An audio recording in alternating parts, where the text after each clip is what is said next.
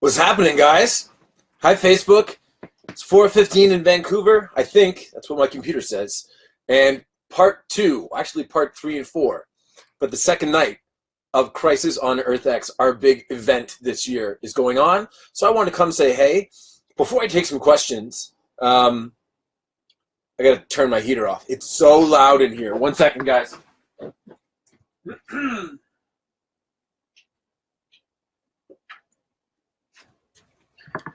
It's loud here for a variety of reasons. One, we just wrapped up a scene. We're on episode 12 of Arrow. And two, we're moving to another location. So a bunch of trucks are starting up, so bear with me. My bad. Before I get to questions, I wanted to just say that that pulling something like this off required a lot of people to make a lot of sacrifices. I mean, it's acting. It's still not real work. But some people that I would like to thank personally are directors. Larry Tang, James Bamford, Dermot Downs, and Greg Smith for Supergirl, Arrow, Flash, and Legends, respectively. Those guys worked hard. Our second AD, Ken Shane, our first AD, Ken Shane, really ran point on making sure that the shows worked hard on sharing the actors and making sure that everyone's schedule was somewhat copacetic and workable. That extends to the crews, which had a lot of down days, but when they had to work really, really, really hard. And then, of course, the cast, principally for me, that would be Emily, Melissa, Grant, and Katie, who I spent the most amount of time with. Certainly along with Tom Cavanaugh, us being an evil trio of Nazis. Oh, boy. And then, of course, all the producers and the writers. This was 24 acts of television, and I think that it would be great if, when all said and done, they could take out the act breaks and just put it together like a big 4-hour movie, which is what it felt like to all of us. So, that being said, and of course, I would like to thank Colin Donnell for making a surprise trip, and another person who I will not reveal for lending their voice to the crossover. And of course, I think that the culmination of the story and where we leave it is really, really cool. All right. So ask me some questions, please. I think they're going to come through.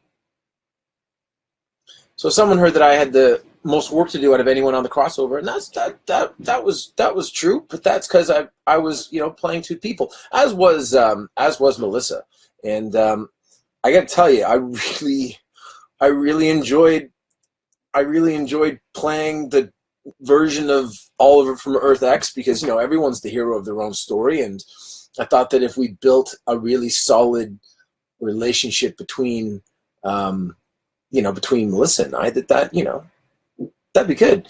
Comments don't seem to be loading, so there they are. They're just way down here. Okay. So Dan Galway says, what hopes do you have for next year's crossover? Do you have any specific storylines in mind that you personally would like to tackle? Personally? Well, first of all, I think that it's important that, hopefully everyone is lucky enough to get another season. You never want to take that for granted. And, if we are, I feel like the way that we have scaled up the crossovers over the years, like the first year was basically just Arrow versus Flash, and a couple people went to Central City, a couple people came to Star City. Next year it gets a little bigger with the introduction of the Legends. The next year, all of a sudden, it's 4 shows, and we have Melissa coming over to ours. And then this year, I really did enjoy in the first act how they just made the Dominators seem so last year and just showed you the type of scale that that we were looking for this year. I personally think that I don't know how we scale up more, and I mean, like, unless all the productions shut down and I don't know, just shoot it like you would a feature film. But what you could do, I think, is you could make it a little bit more of a character-based story, and maybe it's about 1 or 2 characters from each show, being sequestered out somewhere. I don't know. I'm not a writer. I just say the words, and then after the fact, I critique them, but I certainly create nothing on my own. All right. What say you here? Well, it's my son Xavier really loves the show and all the others in the crossover, and please just kindly give him a shout out. Well, it's lucky on you. Emily Peckler says, I would love to see Crisis on Earth X released as a full-length movie. I think it's a great idea. Let's edit it all together. Let's put it on iTunes and raise some money for charity. That's always what I want to do. Okay. Big hi to Cataly Mac. Crystal Burns says, my daughter is watching them right now and she's loving it. She keeps pulling off of her headphones and giving me updates. And she was okay with the one love line as long as it only lasts this one time. Okay. Sarah Navarro says, how do you feel about the future for Oliver and Felicity now? He is heavy into the idea of marriage and she isn't. Is that going to put a wedge between them? No, I think they're doing just fine. I mean, I think that, Oliver respects what she says, and as long as she feels good about it, then he feels good about it. I do like that he wants to commit to someone, though. That's really nice. CW Columbus. Hello from the CW Columbus, Ohio. Very, very nice. Go Buckeyes. Leonella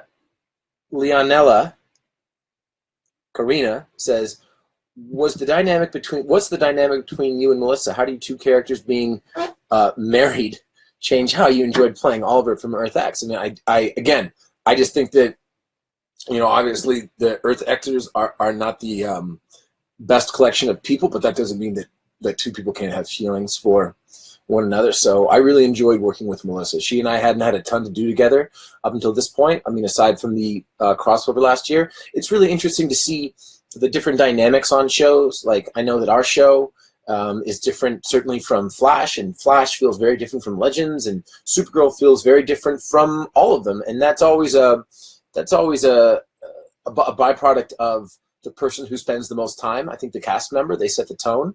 So Supergirl, and working on Supergirl, it's a very kind place. It's a very welcoming place, and Melissa really sets that tone. So, I mean, as far as the character dynamics go, you just do what's on the page. But I think that getting to work with her, I mentioned this on Twitter last night, was probably the coolest part of the crossover for me. The coolest scene that you've seen so far. I loved the scene with Colin Donnell as Earth X Prometheus. And I actually remember reading that for the first time. And, of course, Supergirl ends, and then it starts again. And I had no idea.